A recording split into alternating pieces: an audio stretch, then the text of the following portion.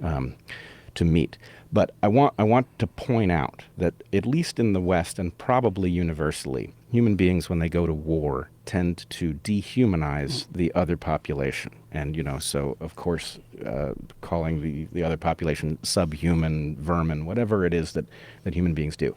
And my concern is that we are doing exactly this with the Nazis or de facto Nazis who are showing up on our screens at this point. That what we are doing is we are comforting ourselves by saying, well, that's a small outbreak of something that makes these people subhuman, justifies punching them or whatever. And I'm not squeamish about there being a right to violence when somebody is threatening a way of life. So it's not that. But my concern is that if you take the pathogen model and you imagine that all those folks who showed up in Charlottesville, that is a contagion and it needs to be isolated, then you will have the sense that as long as you do that, it's not going to show up somewhere else.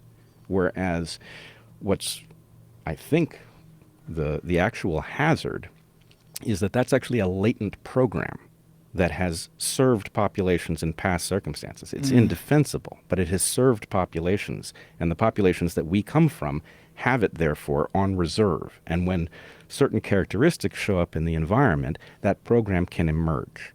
And so my concern is that that's where we are in history. Right. It can't be isolated as a phenomena that's associated with the other. Right. And one of the things I've done for decades is teach my students a variant of that, which is something like, because I try to walk them through psychological understanding of what happened in Nazi Germany and in the more intense situation